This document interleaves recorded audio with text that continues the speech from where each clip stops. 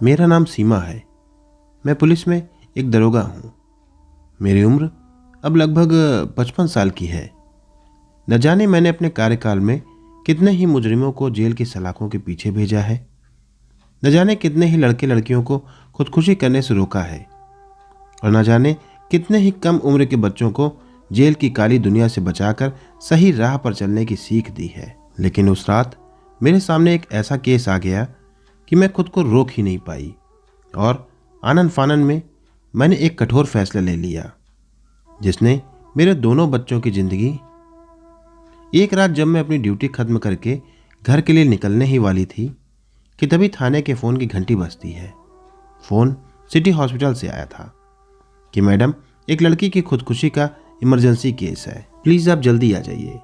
तो मैंने तुरंत ही अपनी जीप निकाली और सिटी हॉस्पिटल पहुंच गई।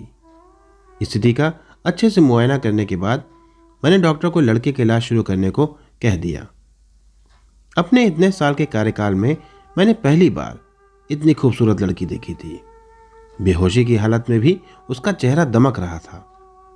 लड़की के माँ बाप भी ठीक ठाक लग रहे थे। वो काफ़ी रो रहे थे। मैंने उनसे घटना की जानकारी लेनी शुरू की। माँ ने लड़की का नाम पंखुड़ी बताया। सभी अच्छे परिवार से थे, पर उस समय पंखुड़ी की हरकतों की वजह से सारा परिवार दुखी था। उस गमगीन माहौल में न जाने क्यों मुझे पंखुड़ी पर प्यार और उसके माँ बाप की लाचारी पर तरस आ रहा था।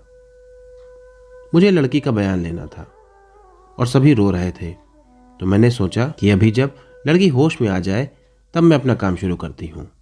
तब तक मैं बिना किसी को परेशान किए वेटिंग एरिया में बैठ गई। लड़की को पहले आईसीयू में ले जाया गया, फिर कुछ समय बाद उसे प्राइवेट वार्ड में शिफ्ट कर दिया गया। डॉक्टर ने उसके माँ बाप को बताया कि आप परेशान ना हों, आपकी बेटी अब खतरे से बिल्कुल बाहर है, कुछ घंटों में उसे होश आ जाएगा। लड़की के पिता ने जब ये खबर सुनी तो वो तुरंत ही बगल वाले मंदिर दर्शन करने चले गए और गरीबों में कुछ बांटने चले गए। मैं लड़की की माँ को लेकर एक केबिन में आ गई पूछताछ करने के लिए कि क्या हुआ, कैसे हुआ, वगैरह वगैरह। लड़की की माँ ने मुझे शुरू से बताना शुरू किया। उसने कहा कि पंखुड़ी हमारी सबसे बड़ी बेटी है। इसके बाद हमारी एक छोटी बेटी भी है, नेहा। पंखुड़ी शुरू से ही मेधावी रही है। वो शुरू से ही अपने स्कूल कॉलेज में फर्स्ट आती थी और साथ ही साथ खेल कूद में भी आगे रहती थी। पंखुड़ी एक नेशनल बैडमिंटन प्लेयर भी है। तो कुल मिलाकर उसके जीवन में दुख की कोई जगह नहीं थी। उसकी पढ़ाई खत्म होने के बाद उसे एक अच्छी कंपनी में एक अच्छी नौकरी भी मिल गई थी, जहां उसकी तनख्वाह भी लगभग 40,000 रुपये महीना थी। अब जब बेटी सयानी हो जाती है तो हर माँ बाप की यही ख्वाहिश होती है कि वो जल्दी से अपनी बेटी के हाथ पीले कर दे। तो हम लोग भी पंखुड़ी के लिए रिश्ता ढूंढने लगे। एक दिन रिश्ते के लिए एक परिवार आया। सबने नाश्ता पानी करने के बाद पंखुड़ी को अपने अपने तरीके से चेक किया। सभी ने अपने अपने तरीके से पंखुड़ी की परीक्षा ली। किसी ने कोई सवाल पूछा, तो किसी ने किसी डिश के बारे में पूछा, तो किसी ने गाने बजाने के बारे में पूछा। घंटों पंखुड़ी की परीक्षा लेने के बाद वो परिवार चला गया और 3 दिन बाद उस परिवार ने रिश्ते के लिए मना कर दिया, ये कहकर कि लड़की को ढोलक बजाना नहीं आता। पंखुड़ी को अपने जीवन में पहली बार कहीं रिजेक्शन देखने को मिला। नहीं तो पंखुड़ी जैसी इतनी तेज लड़की आज तक कहीं फेल नहीं हुई। वो अंदर ही अंदर बहुत उदास हो गई और उस रात खुद को कमरे में बंद करके खूब रोई। उसके माँ बाप भी इस इनकार से काफ़ी आहत हुए, पर इसे ईश्वर की मर्जी मानकर उन्होंने कहा कि बेटा, ये तो जीवन का राजकाज है। वो लड़का ही अच्छा नहीं था जो इस हीरो को पहचान न सका। खैर, सबने फिर से हिम्मत जुटाई और कुछ दिन बाद फिर एक परिवार आया। उसने भी घर में नाश्ता पानी करने के बाद पंखुड़ी की परीक्षा लेनी शुरू की। माँ ने बताया कि भाभी जी, ये लड्डू पंखुड़ी ने खुद अपने हाथों से बनाए हैं। सभी ने उन लड्डुओं की खूब तारीफ की और पंखुड़ी को चला फिरा कर, गवा कर खूब चेक किया और बताते हैं कहकर चले गए। कुछ दिनों बाद फ़ोन आता है कि भाभी जी, हमें लड़की पसंद नहीं है। कारण पूछने पर बताया कि लड़की जीन्स टॉप नहीं पहनती, इसलिए लड़के ने मना कर दिया। इस बार तो पंखुड़ी के ऊपर दुखों का पहाड़ टूट गया। वो भी सोचने लगी कि मना करने का ये कौन सा कारण है। वो बहुत उदास हो गई। खैर, माँ बाप के सब्र ने पंखुड़ी की हिम्मत को बांधे रखा। कुछ दिनों बाद फिर से एक परिवार आता है। वो भी चाय नाश्ता करने के बाद पंखुड़ी को चेक करने में जुट जाते हैं। उन सब ने कम से कम 1 घंटे तक पंखुड़ी को नचाकर उसके हाथ पैर वगैरह सब चेक किए कि कहीं ऐसा तो नहीं कि पंखुड़ी के हाथ पैर में कहीं कोई रॉड पड़ी हो। और जब पूरी तरीके से संतुष्ट हो गए तो बताते हैं कहकर चले गए। लगभग 10 दिनों बाद फोन करके लड़के वालों की तरफ से फिर से वही इनकार आता है। कारण पूछने पर लड़के की माँ कहती है कि भाभी जी, बाकी लड़की तो ठीक है लेकिन उसके अंदर संस्कार नहीं है। मेहमानों से कैसे पेश आना है उसे पता ही नहीं है। तो पंखुड़ी की माँ ने पूछा कि क्या हो गया भाभी जी, पंखुड़ी से कोई गलती हो गई क्या?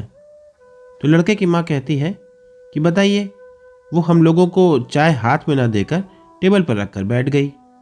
हमें शादी नहीं कर सकते कहकर फोन काट देती है।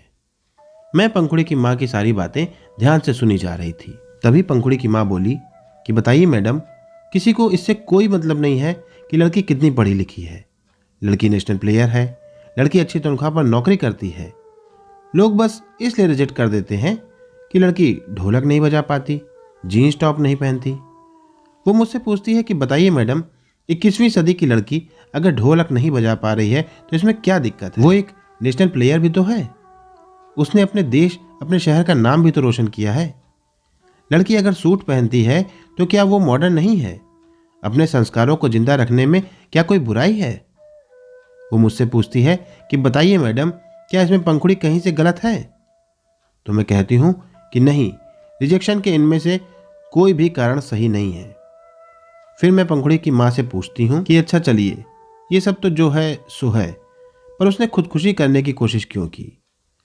तो उसकी माँ अपने आंसुओं को पोंछते हुए बताती है कि पिछले 7 सालों में पंखुड़ी को देखने लगभग 100 से भी ज्यादा रिश्ते आए और सब कोई ना कोई ऐब निकाल के मना करके चले जाते।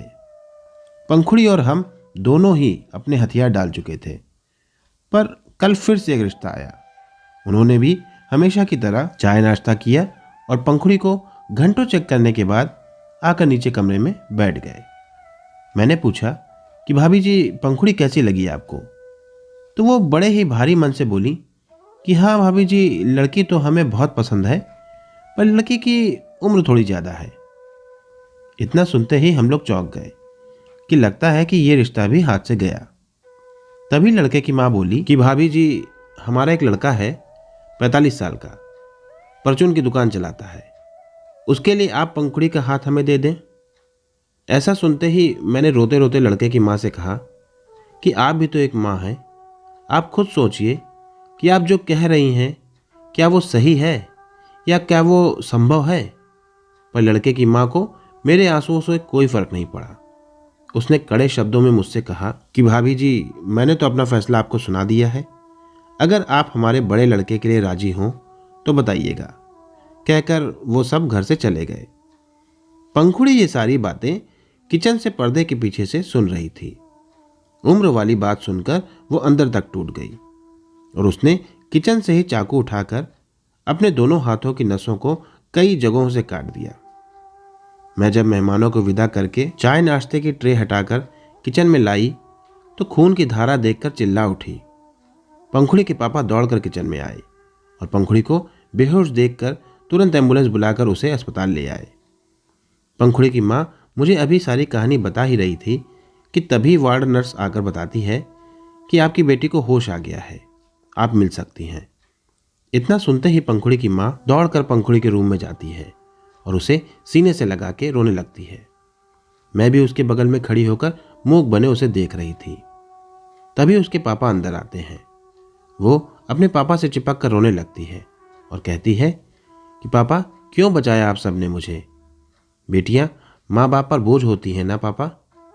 अब मैं समझ गई हूँ कि क्यों लोग बेटी के पैदा होते ही उसे मार देते हैं। पापा, आप नेहा की शादी जल्दी से कर दो, नहीं तो वो भी मेरी तरह लड़के का इंतजार करते करते बूढ़ी हो जाएगी और एक दिन मेरी ही तरह तंग आकर। पंखुड़ी का इतना करुण रुदन सुनकर मेरी आंखें भी छलक उठी। तभी रूम में डॉक्टर आता है और वो भीड़ कम करने को कहता है और पंखुड़ी को एक नींद का इंजेक्शन लगा के चला जाता है। हम सब रूम के बाहर आ जाते हैं। पंखुड़ी के माता पिता दोनों ही बहुत रो रहे थे।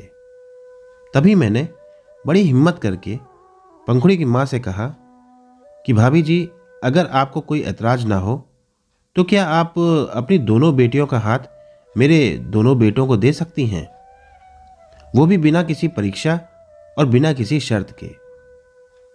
मेरे दोनों ही बेटे पुलिस में हैं और बिल्कुल संस्कारी हैं। उन्हें मैंने पाला है। इतना सुनते ही पंखुड़ी के माता पिता आश्चर्यचकित होकर एक दूसरे का मुंह देखने लगते हैं और हाथ जोड़कर रोते हुए मेरे पैरों पर गिरकर मुझे धन्यवाद देने लगते हैं। पंखुड़ी की मां ने एक बार संदेह जताते हुए कहा कि भाभी जी, आप एक बार अपने बच्चों से पूछ लीजिए।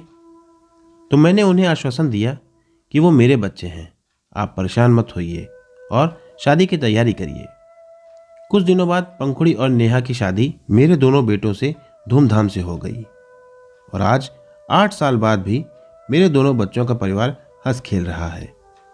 दोस्तों, आप सभी इस बात को जरूर ध्यान में रखें कि आप अपने बेटे के लिए एक जीवन संगिनी लेने जाते हैं, ना कि बाजार से कोई सामान।